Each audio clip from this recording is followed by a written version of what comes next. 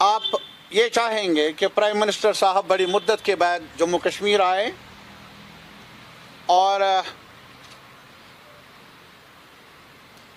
کچھ لوگوں کو یہ امید تھی کہ شاید کچھ لے کر آئیں گے،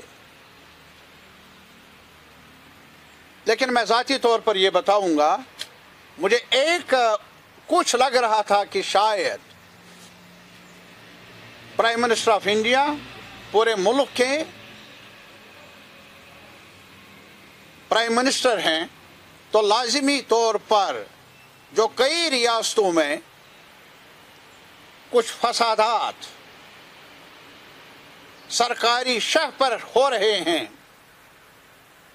ان کو روکنے کے لیے وہ زبان کھولتے، کچھ کہتے۔ آج فوڈ کا سوال، کون سا خوراک کھانا ہے اس پر بحث ہے، کون سا لباس پہننا ہے۔ آپ آج یہ نہیں ہے کہ آپ ہندوستانی شہری ہے، آپ کس ذات کے ساتھ ہیں، کس مذہب کے ساتھ ہیں۔ یہ سچویشن ہے جس سے آپسی ٹکراؤ، آپسی منافرت بڑھ رہی ہے، اور کچھ لوگ تو کھلم کھلا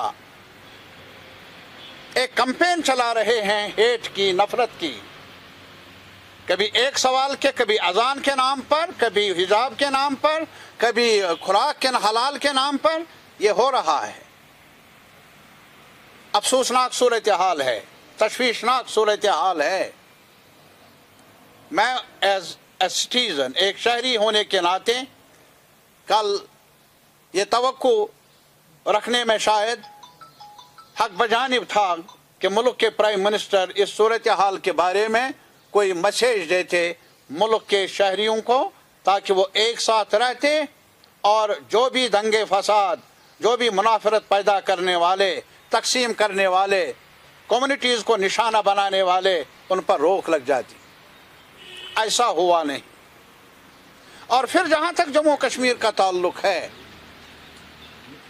انہوں نے ایک خاص بات کہی ہے کہ پنچایتی راج سسٹم کو لاگو کرنے میں جب سے یہاں بڑی تبدیلی لائی، بڑی تبدیلی کیا، ہمارے نظر میں وہ ایک سانحہ سے کم نہیں ہے، ٹریجڈی سے کم نہیں ہے جو یہاں کانسٹیٹیوشنل پوزیشن کو ہٹایا گیا۔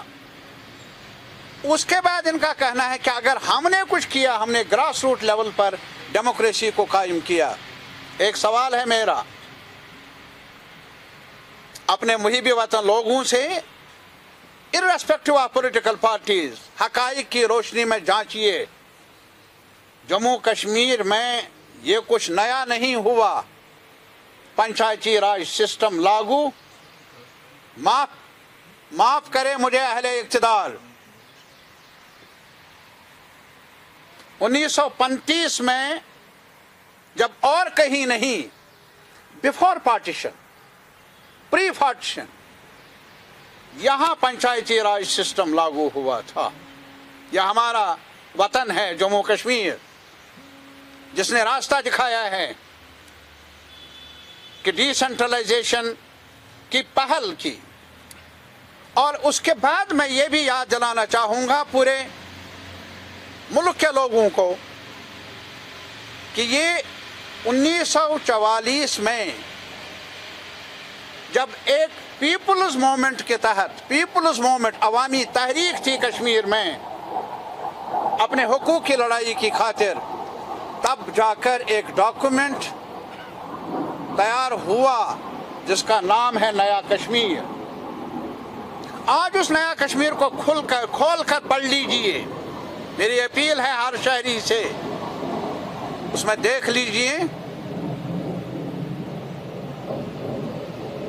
وہاں پر not only decentralization but empowerment، یہ جو آج یہ ایک لفظ استعمال کیا جا رہا ہے سیلف رول، اس سیلف رول کے بارے میں سب سے پہلا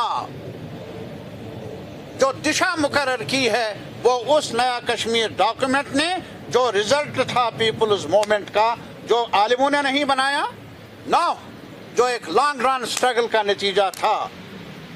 جس میں دوسرا سوال تھا land to the tiller as well, education for all, empowerment of women, panchayati raj system کے بارے میں آج آپ ہمیں کہیں گے کہ آج آیا؟ تاریخ کو مسخ کرنا مناسب نہیں ہے۔ کیا ہوا؟ جہاں تک ہمارے ملک کا تعلق ہے، ایک آئین ہے، ایک قانون ہے اور ایک ڈھانچہ ہے۔ کیا ڈھانچہ ہے؟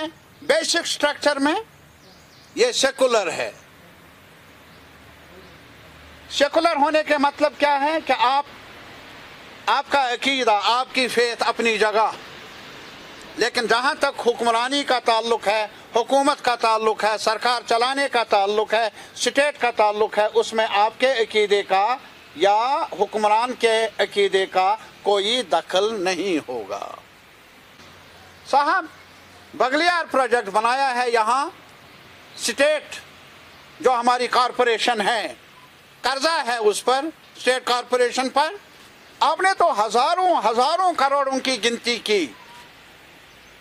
کچھ پیسہ دیتے آپ تاکہ وہ قرضہ چکاتے،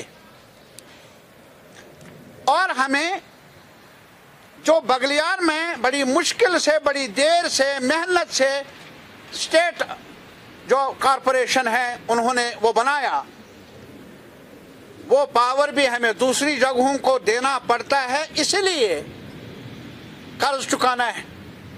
اور جموں کے لوگ گرمی میں ان کا بے حال ہو، بدحال ہوں، وہ کشمیر میں ہمیں امید تھی شاید کچھ کہتے آپ، ان ہزاروں کروڑ میں کچھ پیسہ دیتے تاکہ راحت ملتی جموں کو، کشمیر کو اور دور دراز والے علاقوں کو۔